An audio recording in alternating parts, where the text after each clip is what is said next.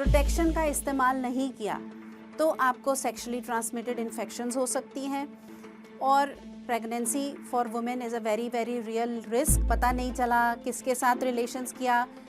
Sometimes people are very worried, I don't know doctor ये बच्चा किसका है। 3 चीज़ें हैं जो आपको ज़रूर ध्यान में रखनी चाहिए। एक,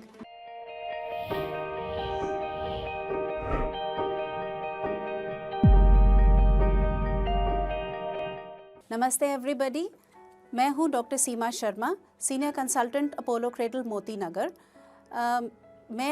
मुझे यहाँ जोश टॉक में इनवाइट किया गया है कुछ ऐसे टिप्स देने के लिए जो शायद आपको पहले कभी सुनने को नहीं मिले होंगे, लेकिन बहुत ज़रूरी है कि आप कभी भी सेक्सुअल इंटरकॉर्स, फिज़िकल इंटीमेसी शुरू करें उनसे पहले आपको ये चीज़ों को जानना ज़रूरी है।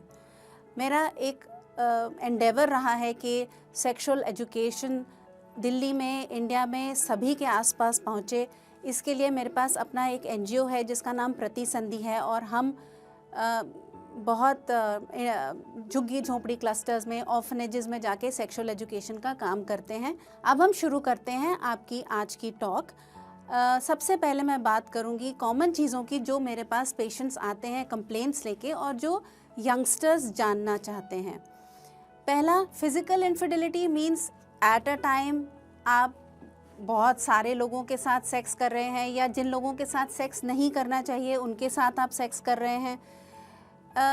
फिज़िकल इनफिडिलिटी की इमोशनल प्रॉब्लम्स तो है ही हैं, आपको फाइनेंशियल प्रॉब्लम्स भी हैं, आपको फिज़िकल इश्यूज़ क्या हो सकते हैं कि अगर आपने प्रॉपर तरीके से प्रोटेक्शन का इस्तेमाल नहीं किया तो आपको सेक्सुअली ट्रांसमिटेड इन्फेक्शंस हो सकती हैं और pregnancy for women is a very real risk. बहुत सारे यंगस्टर्स आते हैं मेरे पास, रात को office party, lot of drinking, पता नहीं चला किसके साथ रिलेशंस किया। Sometimes people are very worried, I don't know doctor ये बच्चा किसका है। मतलब इतने गुम मत हो जाइए कि ऐसा हाल हो कि ये ना पता चले कि ये बच्चा किसका है और उसका फादर कौन है। So it is very important. ज़ाहिर है अगर आप इस स्टेटस में रहेंगे और इतना इस लिहाज से आप सेक्स करेंगे तो प्रोटेक्शन आप भूल जाएंगे। लेकिन जब भी आपको लगता है कि आप इस सिचुएशन में पड़ने वाले हैं जहाँ पे ऐसे हालात हो सकते हैं कि जहाँ पे आप फिज़िकली इंटीमेट हो जाएं ऐसे लोगों के साथ जो आप नहीं होना चाहते, तो आप पहले से ही प्रिकॉशन लीजिए। या तो आप उस साइकिल में बर्थ कंट्रोल ज़रूर इस्तेमाल करिए, नहीं तो अगले दिन एटलीस्ट मॉर्निंग में इमरजेंसी कॉन्ट्रासेप्शन का इस्तेमाल करना बहुत ज़रूरी है।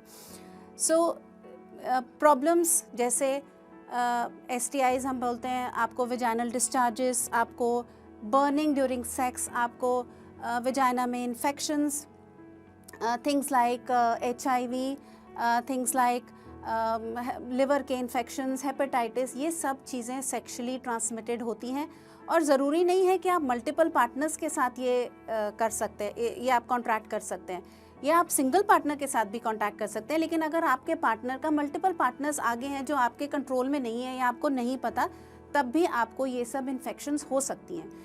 तो इम्पॉर्टेंट चीज़ ये है कि अपनी सिक्योरिटी करना हर एक औरत का अपना धर्म है। अब ये मत सोचिए कि भाई मेरे पेरेंट्स मेरा ध्यान रखेंगे या मेरे हस्बैंड मेरा या मेरा बॉयफ्रेंड मेरा ध्यान रखेगा। सो 3 थिंग्स इस वीडियो के मामले के हिसाब से मैं आपको ये बताना चाहती हूँ। 3 चीज़ें हैं जो आपको ज़रूर ध्यान में रखनी चाहिए। एक, सर्वाइकल कैंसर का इंजेक्शन हर औरत के लिए मैंडेटरी है। It is a set of, अगर आप 15 साल से पहले लेते हैं तो आपको 2 इंजेक्शंस और अगर आप 15 साल के बाद लेते हैं तो आपको 3 इंजेक्शन ज़रूर लेने हैं, क्योंकि ये आपको बच्चेदानी के जो मुंह का कैंसर होता है जो कि सेक्सुअली ट्रांसमिटेड होता है उससे आपको बचाता है।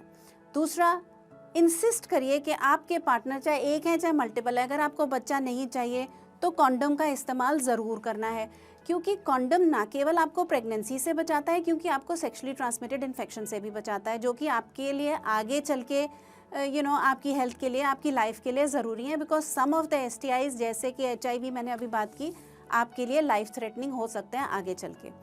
तीसरी, अगर आपको लगता है कि आप प्रोटेक्शन भूल गए तो आप अगले दिन ज़रूर डॉक्टर से मिलके इमरजेंसी पिल लीजिए। देखिए, ये मत सोचिए कि मैंने एक आई पिल खा ली तो अब मेरे साथ कुछ नहीं होगा।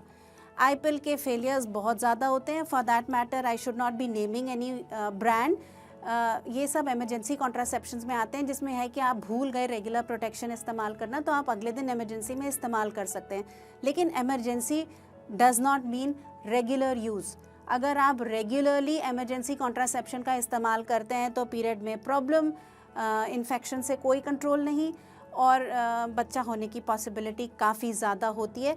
बट कुछ ना इस्तेमाल करने से अच्छा है कि आप कम से कम इमरजेंसी कॉन्ट्रासेप्शन का इस्तेमाल ज़रूर कीजिए। सो इन 3 चीज़ों का ज़रूर यंग बच्चों को ध्यान रखना है।